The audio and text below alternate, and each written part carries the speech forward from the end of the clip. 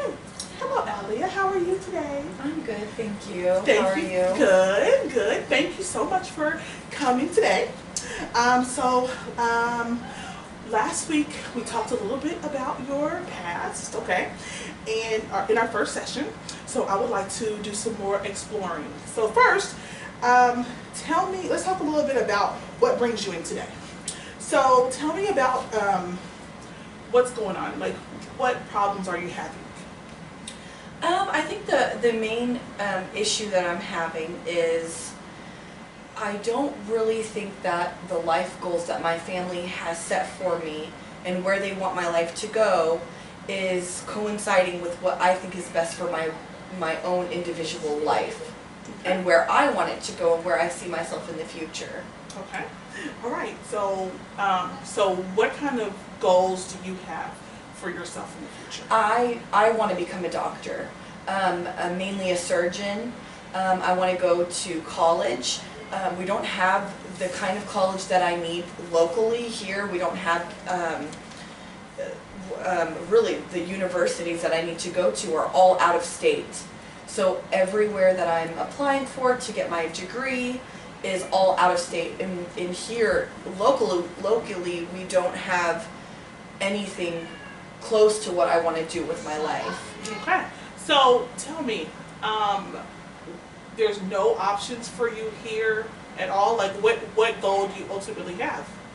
Like I said, I want to become a doctor, surgeon. I don't know exactly what I want to specialize in yet. Okay.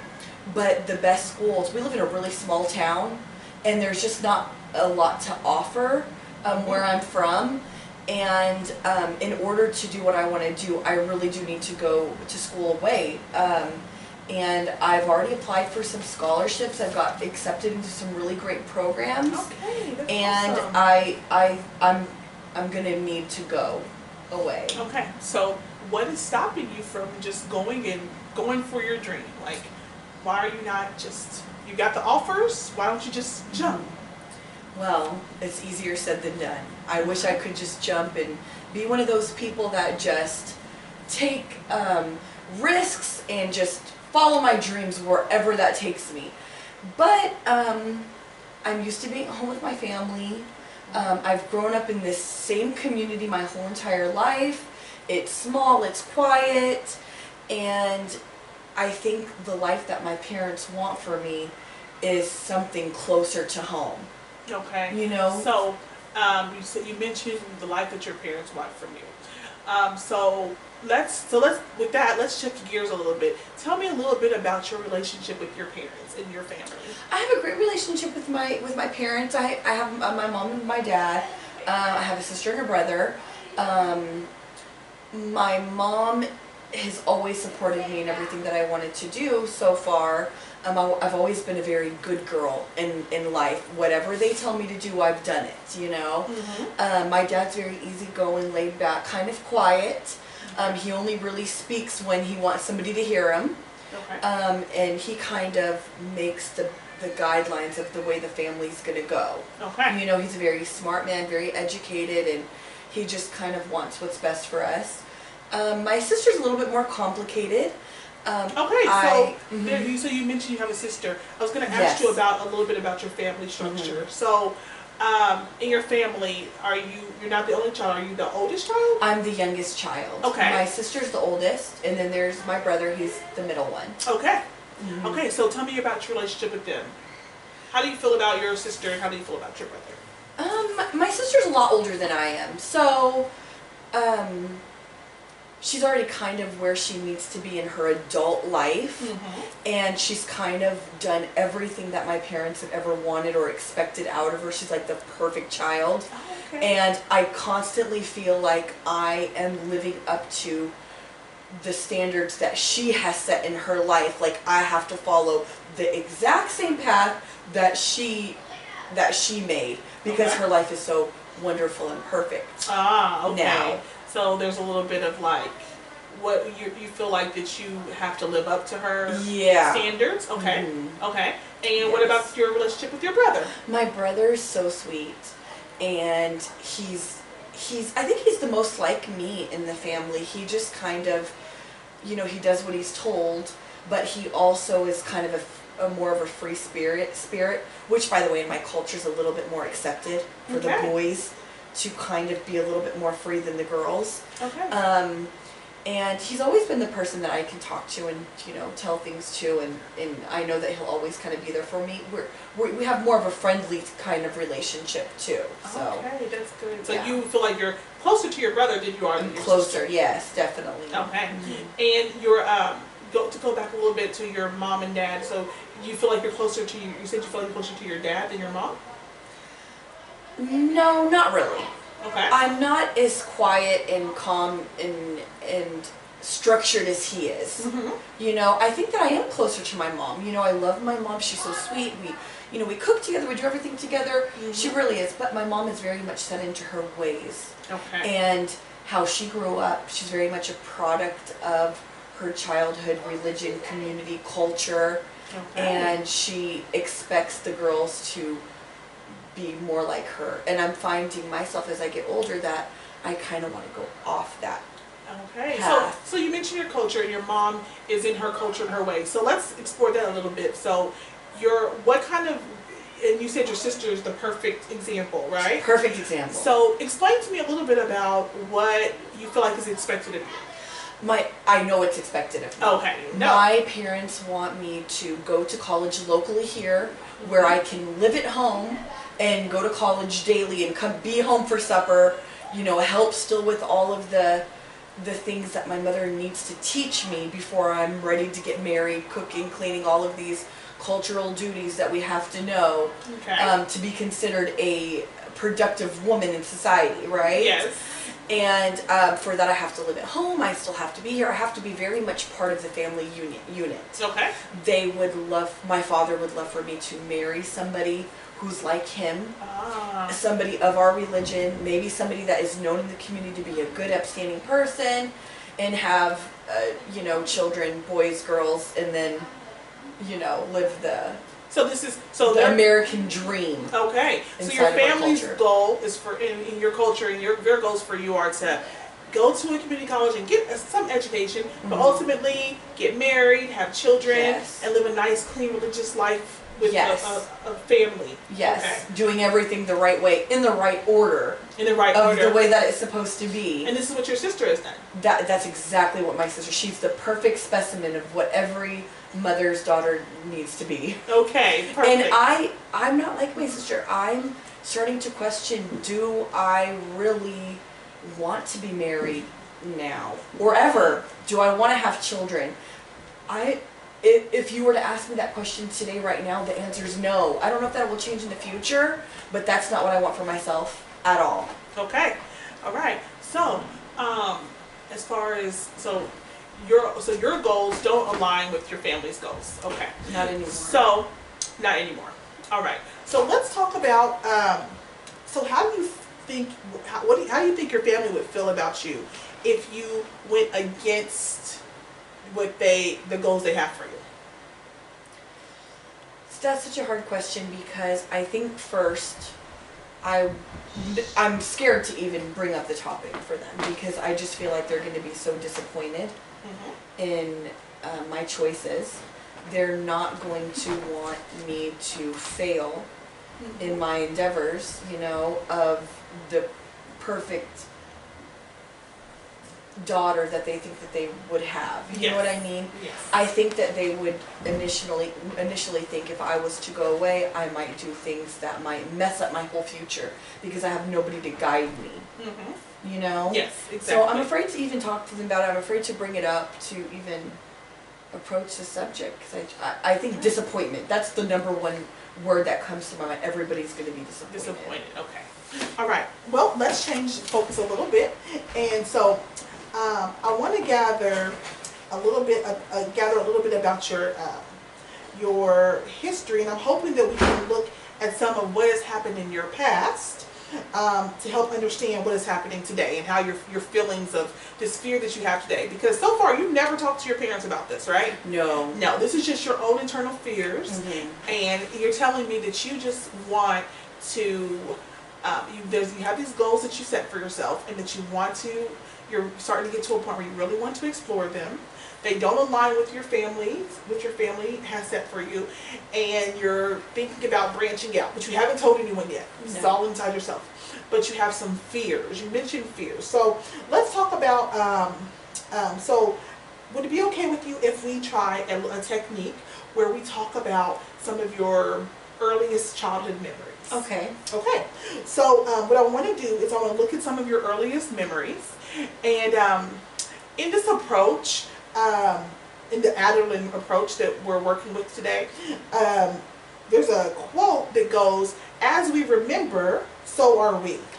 And so what that means is, like, the memories that we experienced in the past kind of help create and affect who we are today. All right? Okay. So here's what I want you to do. I want you to think back about the earliest memory you can think of, and tell me about that memory. Okay. I was about 3, maybe 4. Mm-hmm. I was just playing in the house, and I don't remember who was home with me. I don't remember the details of it. I remember going into the basement, which was kind of the scary part of the house, you know? Yes. And I think that I was just maybe exploring or whatever, and I closed the door behind me. I turned up because I wasn't really supposed to be in there, so I didn't really want to get caught. And I was just, playing around, exploring, whatever, looking around at old things and stuff like that. And then I went to leave the basement. I remember going up the stairs and wondering how the door became closed, Okay. And so I think that I knew that the door was closed and locked before I actually got to the door. Mm-hmm. And I remember turning the knob and thinking, oh my God, how did this get locked? Like, did my sisters and brothers, maybe they did this to me? Or I had so many fears, like, am I ever going to get out? I start banging on the door and calling out to people, and I'm like, maybe they can't hear me. Maybe they're upstairs. They're not going to know where I am. And I don't know how long I was in the basement, but I remember feeling like it was such a long time where I felt nobody was going to come. Oh, wow. And I was crying and screaming, and all of a sudden I heard my brother calling my name and saying, "Where are you? Where are you?" And I told him where I was, and he came, he opened the door, and I just flung into him. He wasn't that much older than me, but I felt like he was so grown at that moment, and he was going to protect me, never let me go to the basement again, and I felt safe. I always felt safe with him. Okay, that's good. So, and you mentioned earlier that you and your brother are close. Yes. So do you feel like that experience brought you guys closer, or made you feel a certain way about your brother?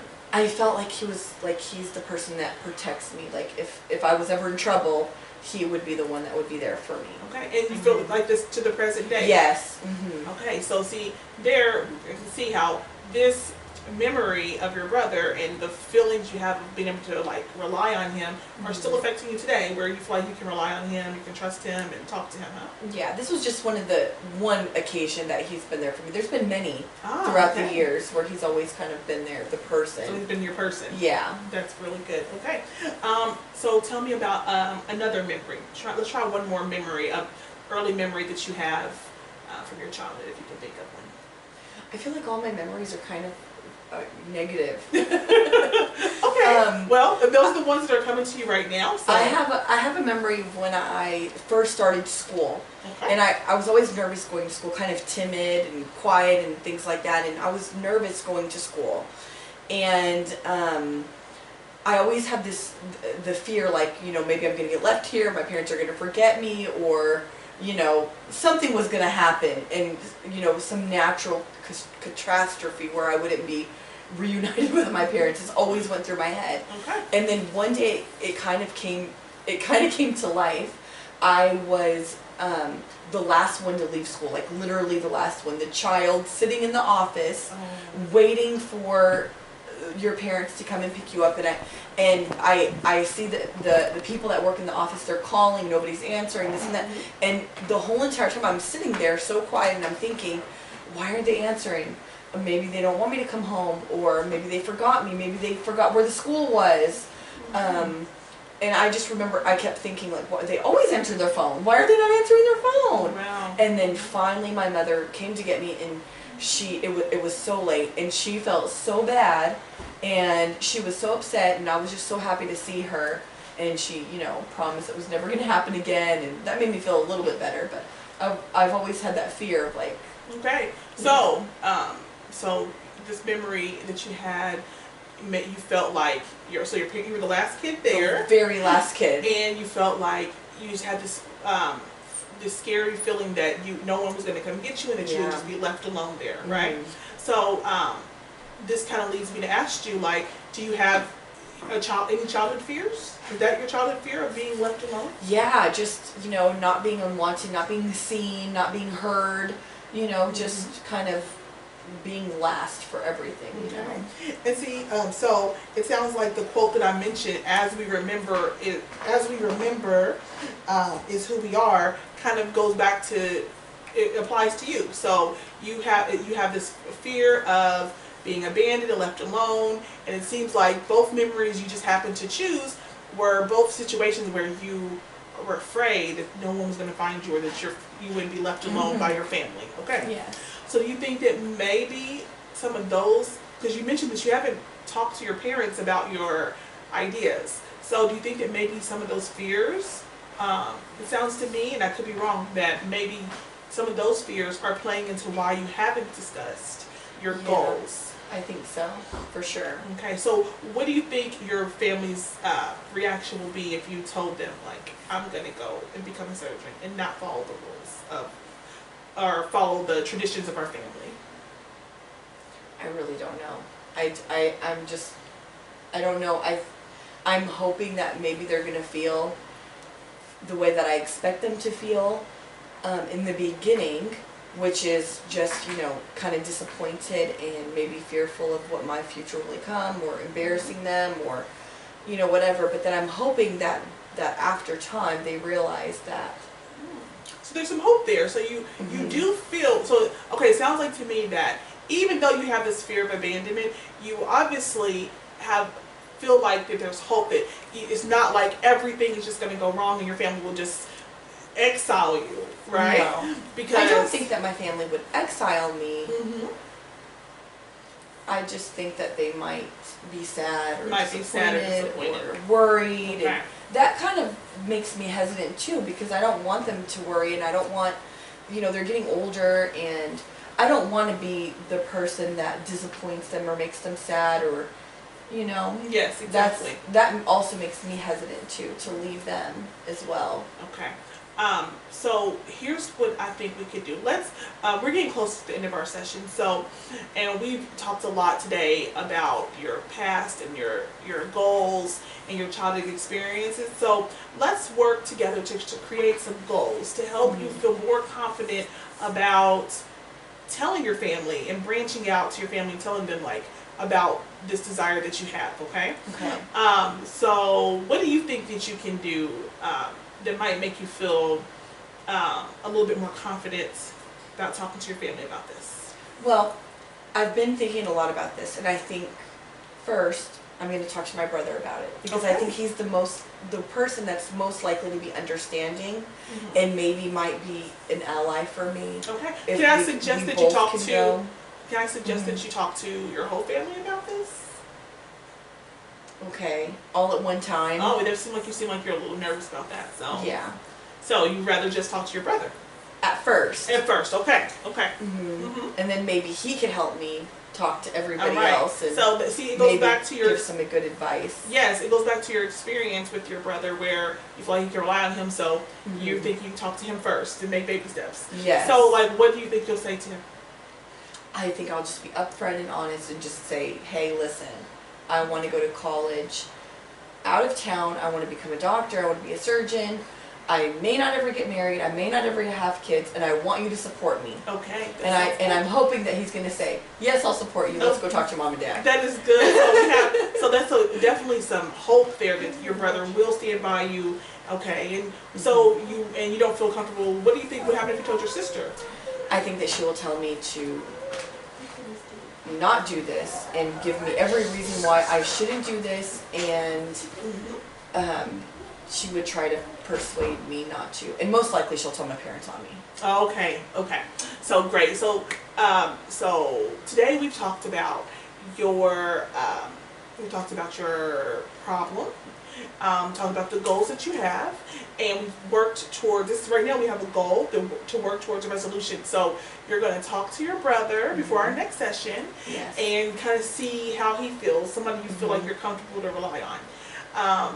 And then, so, and we've also unpacked a lot about your childhood, and we've learned a lot about like some of your fears. So next session, we're going to go a little bit deeper. We're going to talk about some of more of your memories, and we're going to see where this goal took you, your brother's response, and if he stood by you or not. Does that sound good? That sounds great. All right. Well, thank you so much. Thank for you. today, Thank you and so I'll much. see you next week. Yes. All right. All right. Thank you.